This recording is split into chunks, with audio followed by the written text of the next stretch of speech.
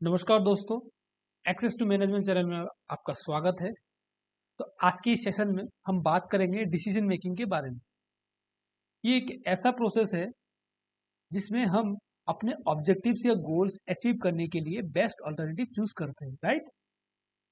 तो decision making ना management के सारे फंक्शंस के कोर पार्ट है। आप प्लानिंग ले लीजिए, ऑर्गेनाइजिंग ले लीजिए, लीडिंग ले लीजिए, कंट्रोलिंग ले लीजिए, हर एक फंक्शन में ना डिसीजन मेकिंग जरूर होता है, राइट? इसलिए मैनेजमेंट रोल्स में डिसीजन मेकिंग स्किल्स बहुत जरूरी होता है, राइट? तो चलिए कुछ कैरेक्टरिस्टिक्स के बारे में बात कर लेते हैं। ये एक गोल ओरिएंटेड प्रोसेस है, यानी हम स्पेसिफिक आउटकम्स या गोल्स अचीव करने के लिए डिसीजंस लेते हैं, राइट? फिर आता है सिस्टमेटिक। सिस्टमेटिक में क्या हो रहा है? ये एक सिस्टमेटिक और ऑर्गेनाइज प्रोसेस है जिसमें हर स्टेप लॉजिकली फॉलो किया जाता है। फिर आता है एनालिटिकल। डिसीजन मेकिंग एनालिटिकल भी होता है क्योंकि हम डेटा और लॉजिकल थिंकिंग एक साथ हम लोग इसमें यूज करते हैं, राइट? फिर आता है ऑल्टरनेटिव इवेलुएशन। हमेशा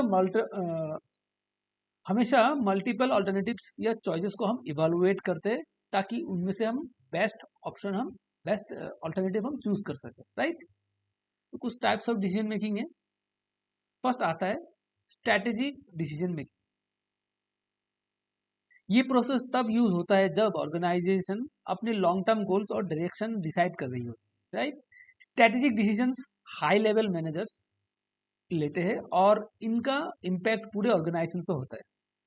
मान लीजिए एक कंपनी है, वो डिसाइड कर रही है कि कौन से नए मार्केट में वो एंटर करेगी, राइट? तो इस तरह का जो डिसीजन मेकिंग होता है उसको हम लोग स्ट्रेटेजिक डिसीजन बोलते हैं। फिर आता है टैक्टिकल डिसीजन। ये मीडियम टर्म प्रोसेस होता है जो स्ट्रेटेजीज को इम्प्लीमेंट करने में हेल्प करता है। तो टैक्टिकल डिसीजन ज्यादातर मिडिल मैनेजमेंट लेते हैं और ये ऑर्गेनाइजेशंस के स्ट्रेटेजिक गोल्स के साथ अलाइन होते हैं। मान लीजिए आपका ऑर्गेनाइजेशन का एक गोल हो जो आपको अचीव करना है एज ए मैनेजर, राइट? तो आप क्या करोगे?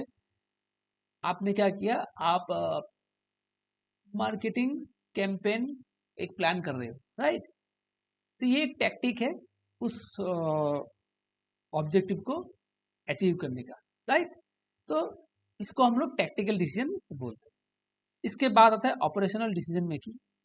ये this are routine and short term decision that ensure day to day operations run smoothly, right? ये डे टू डे या रूटीन टास्क के लिए होता है जो ऑर्गेनाइजेशन के डेली ऑपरेशन के स्मूथ बनाती है। ये ज्यादातर लोअर लेवल मैनेजर्स और सुपरवाइजर्स के द्वारा ही दिए जाते हैं, राइट?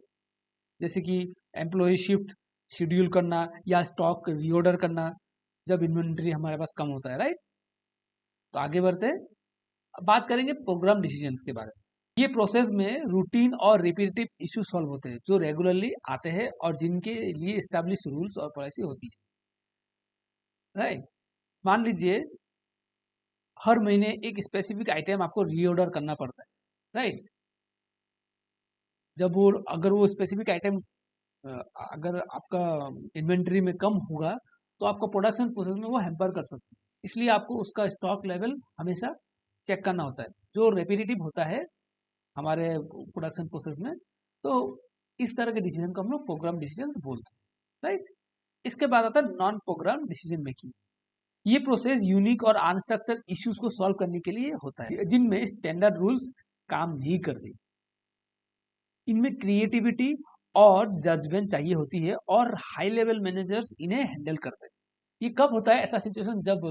जब पैनिक सिचुएशन होता है ऑर्गेनाइजेशन में, राइट? कुछ क्राइसिस हो गया या इमरजेंसी के टाइम में आप एज ए मैनेजर जब आप कुछ डिसीजन लेते हो ऑर्गेनाइजेशन के फेवर में और या ऑर्गेनाइजेशन के लिए, तो उसका एक इम्पैक्ट फैक्टर होता है। या तो वो बहुत करेक्ट डिसीजन होगा उस टाइम के लिए या तो बहुत गलत डिसीजन होगा ऑर्गेनाइजेशन के लिए, राइट? इस तरह की डिसीजन मेकिंग को हम लोग बोलते हैं नॉन प्रोग्राम डिसीजन। ये ओके। फिर आते हैं इंडिविजुअल डिसीजन मेकिंग प्रोसेस में। ये प्रोसेस तब होता है जब एक सिंगल पर्सन या मैनेजर डिसीजन ले रहे हैं, right? Individual decision generally quick और सिंपल इश्यूज के लिए होता है और जिसमें टीम इनपुट की जरूरत नहीं होती। मान लीजिए एक मैनेजर को अपनी टीम की मंथली गोल डिसाइड करना होता है, राइट? तो ये एक इंडिविजुअल डिसीजन होता है, ठीक है ना।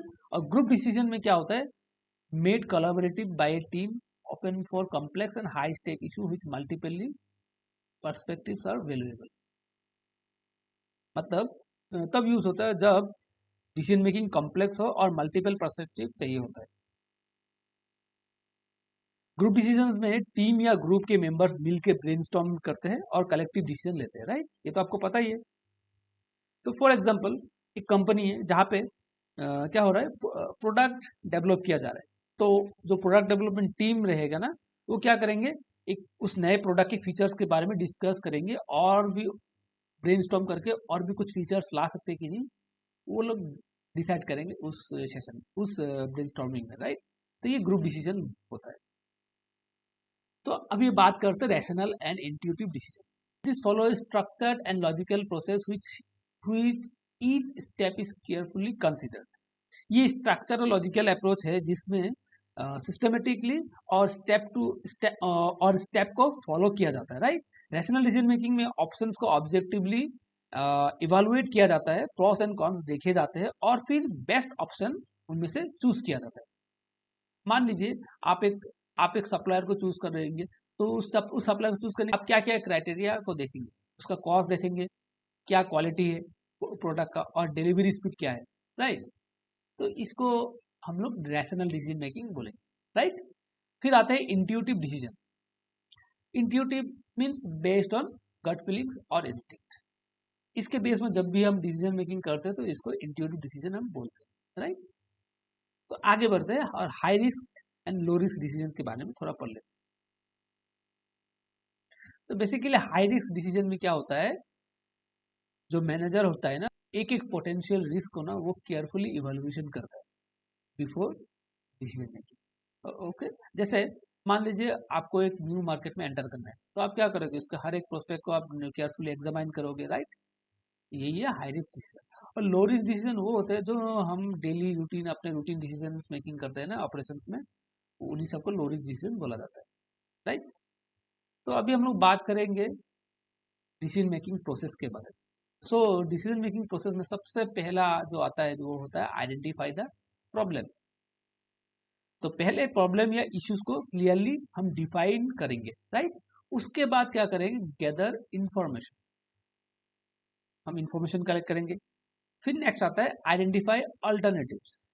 तो मल्टीपल सॉल्यूशंस या ऑप्शंस हम इसके लिए जनरेट करेंगे, राइट। फिर इवेलुएट अल्टरनेटिव्स आएगा। इसमें इसमें क्या होता है, हर एक ऑप्शन जो हमने जनरेट किया है ना, उसके प्रोज एंड कॉन्स को हम चेक करेंगे, राइट।